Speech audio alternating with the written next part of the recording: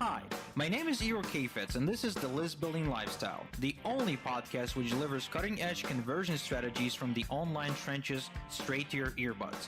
Download the transcript of today's episode and all future episodes at listbuildinglifestyleshow.com. I also invite you to grab a free copy of the Wealthy List Builder Survival Guide at listbuildinglifestyleshow.com/survival. And now, once again, it's time to claim your list building lifestyle. Welcome back to another edition of the List Building Lifestyle with your host, Igor Kafetz. One of the biggest benefits of running a list building podcast is that you get to pick the brains of some of the smartest marketers on the planet, people whose time is too expensive to be wasted on chit-chat. This is a privilege civilians pay thousands of dollars per hour to get. My next guest is a widely accomplished internet marketer, speaker, author, and is considered a mentor to many people you and I refer to as gurus. He operates beyond the cutting edge. He makes forward-thinking marketers look like they're stuck in the Stone Age. I call him the fast forward-thinking man for his knack to dictate the future of internet marketing while still remaining incognito to the public eye. His name is Armand Morin, and for the last 20 years, he's been highly influential on the success of entire generations of internet marketers. Today, I'm going to pick Armand's brain about escaping the 9-to-5 rat race and building a thriving home-based business. Armand, thank you so much for being here. Igor, thank you so much for having me. I think we're going to have a lot of fun today. Oh, yeah, sure. I mean, having you on the show is quite a benchmark for me personally because I've admired your work for many, many years, and I've heard your name so many times but was never able to connect. So this is freaking awesome. And I'm sure that the list builders listening are literally peeing their pants right now because we're going to talk about the one thing that I know every single person in my audience thinks about, that is, quitting their job or perhaps escaping from the Social Security, whatever that is. But it is about making more money, having more freedom, traveling the world, and living a life of purpose and meaning. So my first question is, how's escaping the 9-to-5 is different today compared to when you started? Sure. I mean, when you're thinking about this, I mean, the average person out there actually has some sort of job in order to sustain their living. Let's put it that way. They have to make money in some way, shape, or form. When I started, you have to think about this. I started in 1996. The internet was barely in existence. Google didn't exist. Facebook didn't exist. In fact, the word social media didn't exist in any way, shape, or form. There was literally AOL. There was Yahoo and a few other websites out there. So you were kind of on your own if you wanted to figure out anything. And today is a whole different story.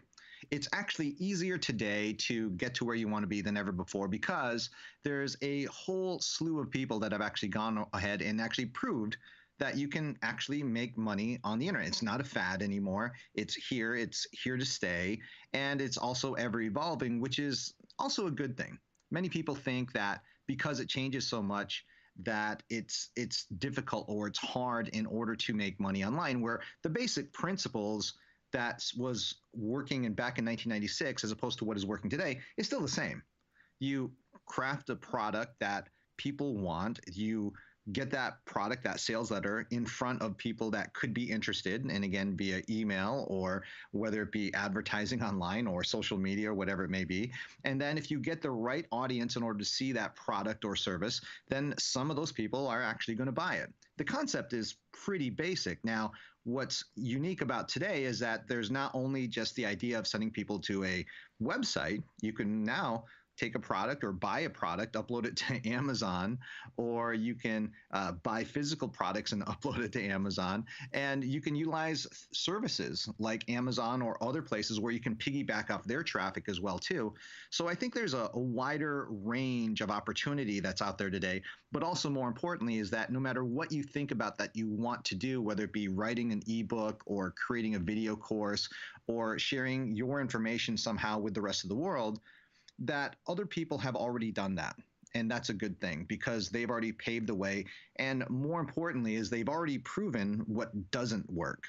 And I think that's the biggest advantage that people have today is that when I first started online, I had to figure out what worked and what didn't work. I had to spend a lot of money. I had to waste a lot of time only to find out that something didn't work. And now people will tell you this doesn't work, don't do that. That doesn't work, don't do that. So the path to success can be much faster. I mean, I've heard stories recently. I met someone not too long ago. Within the first 60 days of actually getting started online, they had generated over six figures. And I thought that's pretty impressive. Yeah, that's not uncommon at this point. In fact, I am recording this episode out of a friend's house, Yeah. who quite literally, as soon as he found the right mentor, made I think 17 grand in 90 days. Yeah, I mean, back when there was probably successes back in the early days of the internet, but you didn't hear about them as much because there wasn't as much social interaction. You know what I mean? I was one of the lucky people. I really was. I was one of the lucky people in my. I wouldn't say the first 12 weeks, but very shortly after I got online, I generated $4.2 million over the course of 12 weeks. And that was way back when. That was 1996, when the idea of a product launch or anything like that didn't exist. And I had no JV partners. We did have affiliates, but we just were in the right place at the right time back then. This is incredible. 4.2 million in such a short time span is impressive even today, when people Yeah. have made a million in 24 hours. But the funny part is that the what I sold was, I actually sold my bookmarks. What? The bookmarks? Yeah, you know how everyone, obviously in your browser, you have bookmarks, right? Yeah, yeah. Well, when I got online in 1996, I bookmarked everything. And more importantly, I categorized everything. So I came to my realization one day that if I thought my bookmarks were valuable because of the length of time, because when I get online the first time, when I first connected to the internet, I was an information junkie. I was addicted, and I would literally stay up for 2-3 days on end, just looking and searching and trying to figure out this whole thing, because I didn't understand everything that there was. But as I found things, I was smart enough to bookmark everything and to categorize those bookmarks, whether it be free internet access or free graphic software or free calendars or whatever it may be at that time. But I collected about 600 to 700 different bookmarks of cool things that I thought were kind of interesting. So I had the idea that if I thought these things were cool, why not sell them? So I charged people $110 in order to access my bookmarks, and I put them into a very, very crude membership site. Back then, wasn't as nice as it is today, most membership sites. So I put this up into a membership site where people could access these links. And then I created a very basic sales letter. In fact, my sales letter had 2 paragraphs. And literally the title of one paragraph was "The Problem," and the second title was "The Solution," and then there was a button for people to buy. That was it. And off of that, we sold $4.2 million. Crazy. This sounds too good to be true. I mean, It does, but it was there. And I'll tell you what, my company at that particular point was on track to do $155 million in sales that first year. And what happened was, I got a phone call from my merchant account company. And my merchant account company said, "Mr. Morin, you processed too much money in too short a period of time, so we're going to have to shut down your merchant account. Oh, by the way, we actually went into your bank account and took out half the money." They took out $2.1 million out of my bank account because, first of all, they never seen anything like this before. That was the one thing. They were scared. And their point was, is if everyone refunded, if I was doing something wrong, they actually sent a private investigator to my office at the time and, had them ask me all kinds of questions and all these other things. But their point was that if all these people refunded, then they would be out $2.1 million, or $4.2 million technically. But so they took half of it as security. Now, they held that money for 6 months, and then they ultimately gave it back to me. But still, at that particular point, remember I said I had affiliates as well, right? oh wow, so you can pay them. So, well, no, I did. I took the money that I had and I paid my affiliates, and I was out this $2.1 million. So here I was. I just did something that no one in the world had ever done before. I made $4.2 million on the internet in 12 weeks. And I was now flat busted broke again. Wow. So imagine how frustrating that is. And so I had to figure out a solution. And that's what actually led me to marketing a product on the internet. Is my problem that I had was I needed to process credit cards. I knew the internet worked now. So I needed a way to process credit cards without having a merchant account, because when you get your merchant account taken away, they put you on a blacklist, basically. Oh yeah. So what I did was I started researching all these places. Now today we have things like Stripe and PayPal and various other programs that we can use their merchant account basically and process credit cards. Well, back then there were companies, but they weren't widely known. So I went on the search. I started searching day and night, and I found 80 companies that you could actually utilize their merchant account as a third-party merchant, and they would charge you a huge fee, some of them 20-30% of whatever you sold. Oh my God. Yeah, it was crazy. But if you had no choice, this is what you had to do. So I compiled all these things into an ebook, and I started selling this ebook online. And I sold it for $19.95. And people started buying it because there's a bunch of people just like me that couldn't get a merchant account or didn't want a merchant account. And that book for the next, I think it was 12 years I sold that, made about $30,000 a year for the next 12 years. Oh, that's nice. That's like you going to McDonald's and working full time. Yeah, exactly. Exactly. Actually, I think it's better than McDonald's.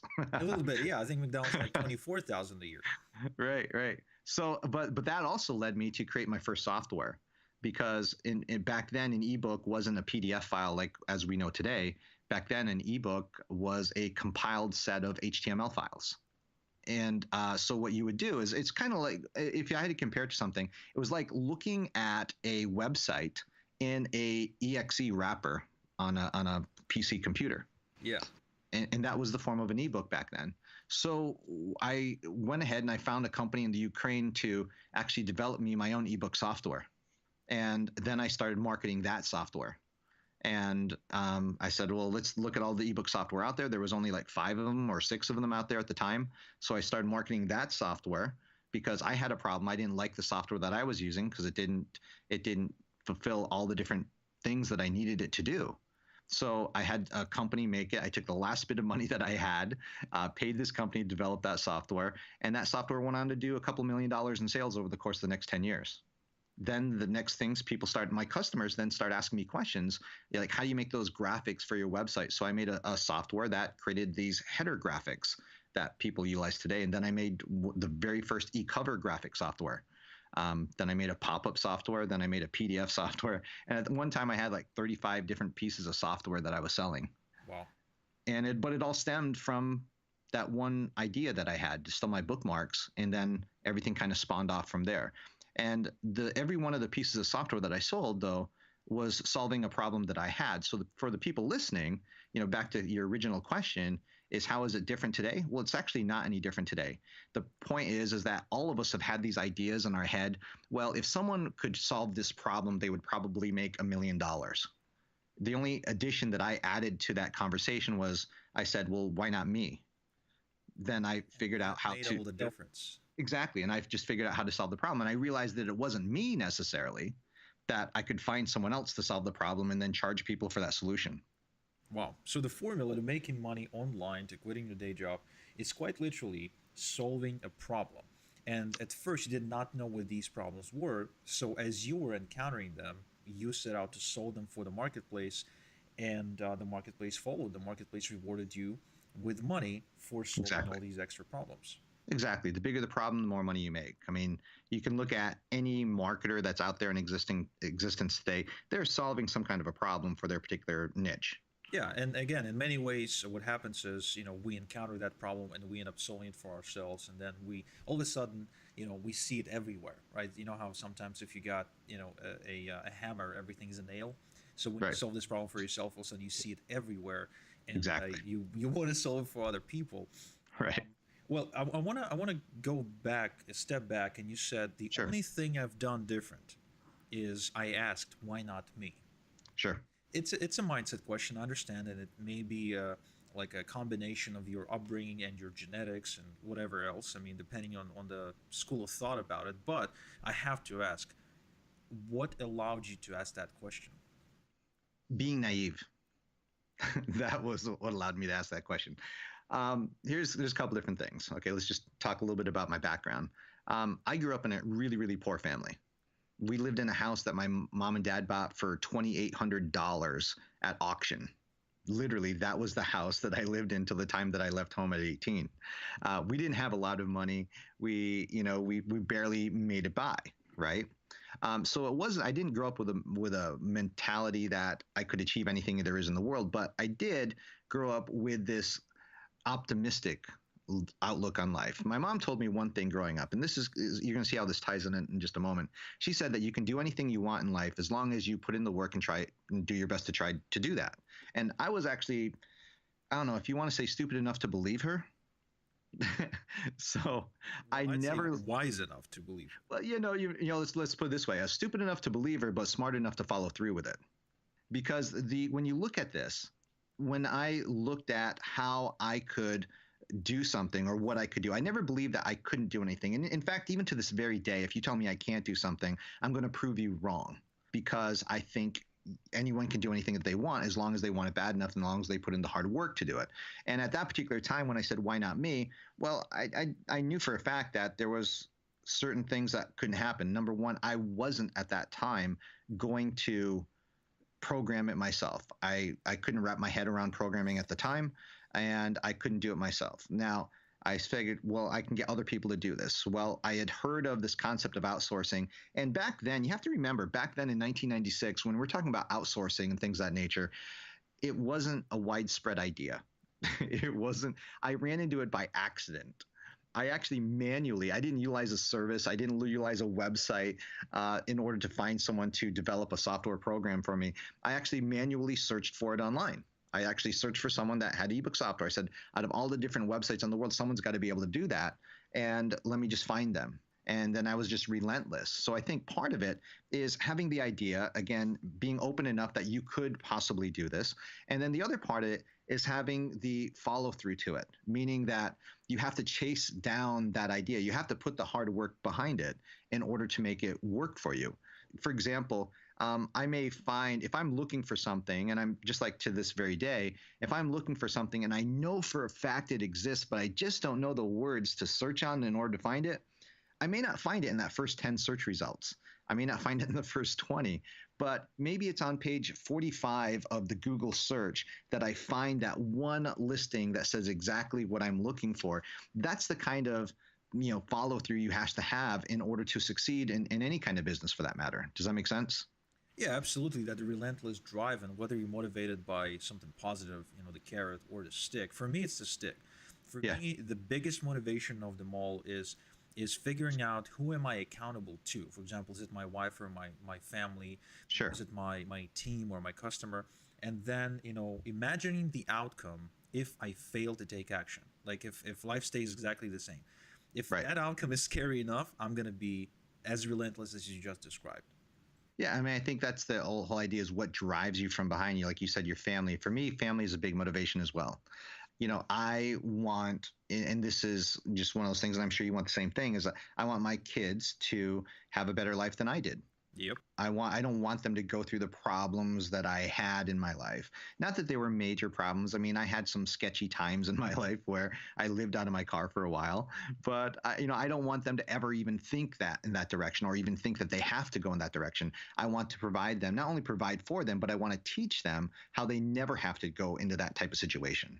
Yeah, but what I feel is absolutely critical to anyone's success is what you just said about believing that you can do it. Like not Yes. having this low self-esteem belief that says, "Who am I to do it?" Right. Instead, asking, "Why can't I do it? Why Yeah. why am I not me?"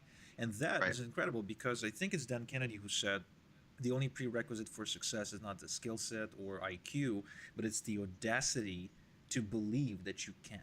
Right. And then follow through with that. I mean, let me give you an example. So we met in person. I'm not an extremely tall individual, but a few years ago, I actually started practice. It's 4 years ago now.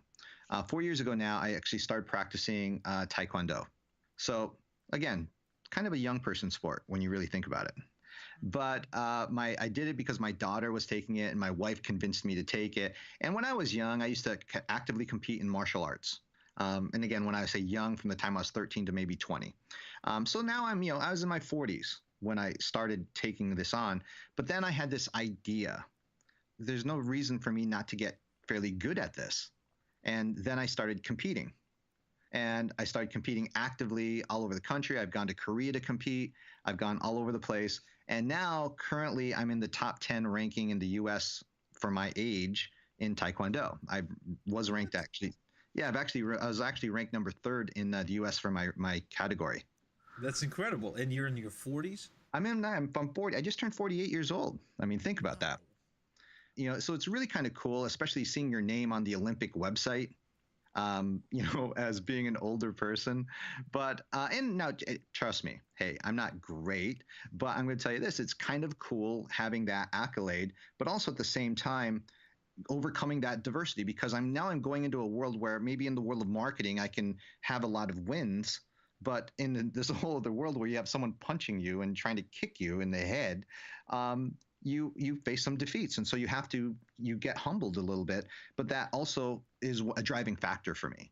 For me, it's that challenge, just like it is in business. It's the challenge. It's the same thing there, where I can't do that, but my mental state is that, well, if I do this and I do this or this, I could possibly do that. And so it's just a matter of me working at it again and again. So it's all mental. And I think you're right, absolutely right. It's that mental game of believing that you can, and then following that up and trying to make it happen. I mean, for example, I just got home 2 hours ago. I just worked out for, an hour and a half this morning already at Taekwondo training. Well, that's the freedom that you get with the list building lifestyle, right? That's one of the reasons why you built a business where you're not a slave to it. Right. That's awesome. Having the ability to go into an absolutely new area of expertise and become a professional, meaning that you're competing professionally. That is, in my book, that is just admirable. Like, it's just well. I think one of the highlights is that 2 years ago I got invited to actually try out for the U.S. team. So again, at my age, getting an invitation to try out for the U.S. Taekwondo Olympic team is pretty awesome. So I was extremely excited about it, pretty proud of that moment. But it's always something that you're trying to go forward with. And it's just like in business. Many people listening to this right now may be thinking, okay, I'm just getting started. I don't know where to get started, or I don't know if I could possibly do this. Or maybe, here's another possibility. People think that, the internet's been around for quite a long time. Maybe the opportunity is all gone. And I'm going to tell you right now that the opportunity now is probably bigger than ever before. So many different categories. Let's put it this way, Igor, is that with your business, like, for example, with solo ads as an example, let's just use that one piece of your business. That didn't exist when I got started. It didn't even exist 10 years into my career. It probably didn't even exist 12 or 13 years into my career. And so you have to think about that. I was already doing this business maybe 13, 14 years before the idea of doing a solo ad in this fashion was never even heard of. Now, all of a sudden, this particular category comes out, and people are making a tremendous living by providing it. It's amazing.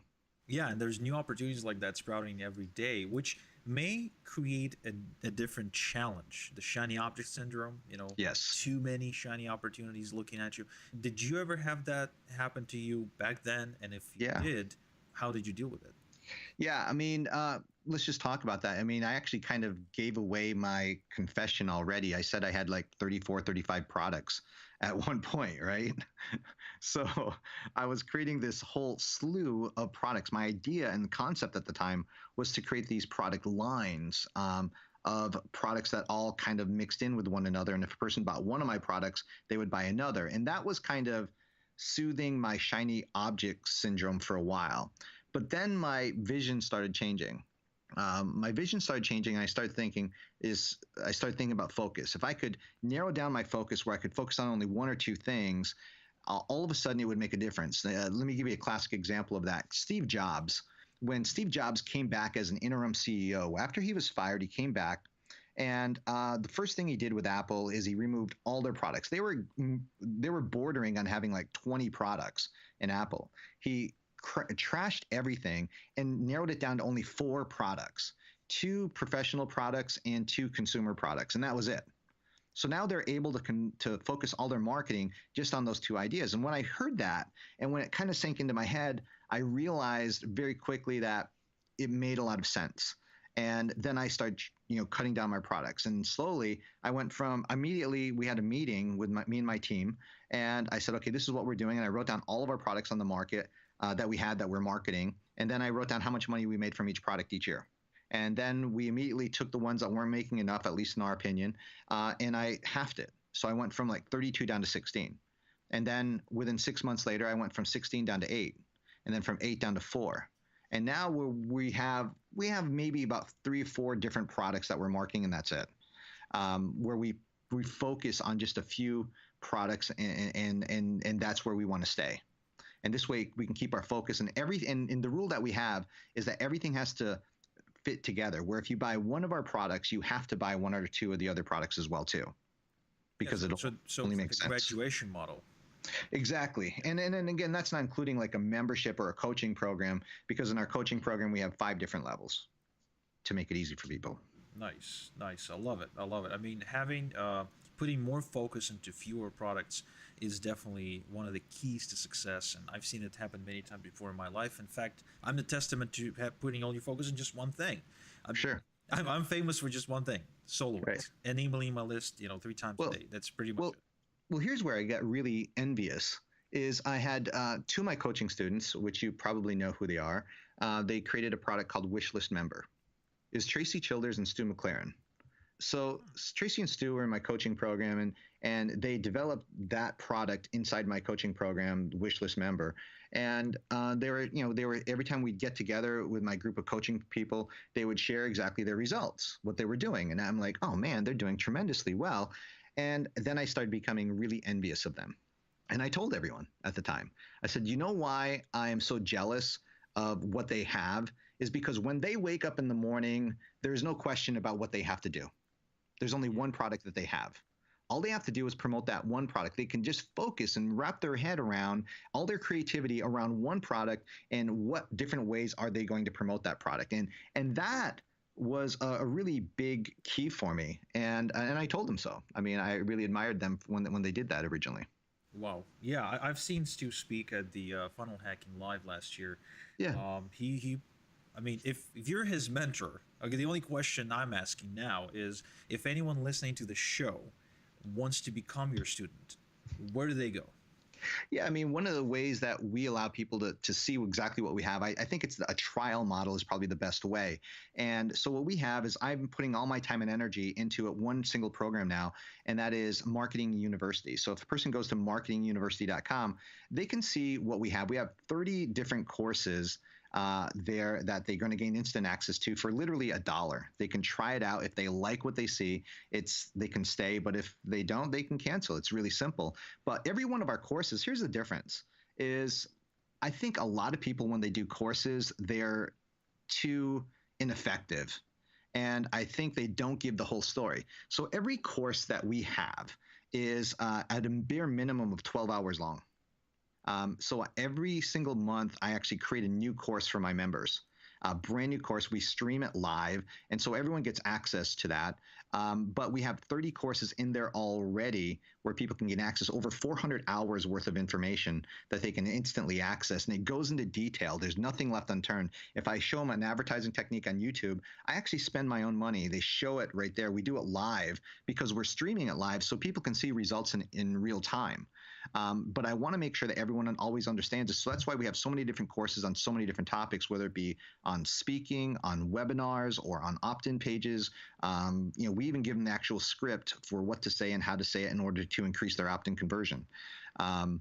We go through that, and then also at the same time, they get access. They'll be able to access the different trainings that we have, like weekly trainings that we have. And also on top of that, we actually bring our members onto a cruise with us. So every year, I just got back from it. We actually bring everyone onto a cruise. So it's actually pretty awesome. But they can just go to marketinguniversity.com and they can actually try it out for $1. That's incredible. I mean, there's so much goodness for just a buck coming from one of the most influential people in internet marketing today. I mean, we're not going to name any names besides Stu, of course, but there's so many more, quote unquote, gurus out there that, again, like they wrote books and they conduct big seminars and they just make millions and millions and millions of dollars every year, if not every month. And Sure. it all comes back to you. And now, the list builders can get access to that, to the knowledge, information, tools, this incredible research for just $1 for 2 weeks. see if they like it or not, and if they do, they can stay. So guys, you heard him. It's marketinguniversity.com, and you'll be able to get coached by the same person that brought up people such as Stu McLaren and others. Again, you know their names. We're just I don't have their permission to disclose it. So man, Armand, this has been an incredible interview. The only last question is, before we wrap up, if someone been trying to make money online for, say, a year and a half, maybe 2 years, and they join a bunch of different programs, some business opportunities, and they're stuck, and they really Mhm. don't, they can't make any progress right now, what would be a step for them to take right now that you can suggest right now that will help them get back on track? I think it really comes down to only a couple different things. I think that number one, if I was working on something or working on maybe a bunch of different things for a year, number one, I would probably remove all the different things that weren't working or weren't working at all. And that would be the first step. And then I would evaluate the things that I was promoting that I was creating some type of income with. And then I would evaluate those. But more importantly, what I would evaluate is number one, is the opportunity still there? Because if I'm promoting something over a period of time, there's only a couple things that I can figure out from there. Number one, is the opportunity something that people actually want, or is the product something that people want? That's step one. And if the answer is yes, then okay, we're still in the running. Then number two, well, if the product is something that people want, or the opportunity is something that people want, then the problem is probably my landing page, meaning that I'm actually not selling it well. Or maybe it's my opt-in page that I'm having. If I'm getting people to opt in, then we know that that's not the problem. So the next step would be my sales letter itself. So then I can focus my energy. And what we're really trying to do is we're trying to figure out where the bottleneck is that many times they may be driving traffic, they may be buying traffic, they may be sending them to an opt-in page, a lead generation page, and maybe those people are opting in or maybe they're not. And if not, then I'm going to ask a person one question, and that is, what are your conversion numbers? And if the numbers aren't acceptable, then I'm going to say, well, we need to focus on here before we can even progress any further. So the first step is you have to know your conversions on all different aspects. So number one is, what is your opt-in rate?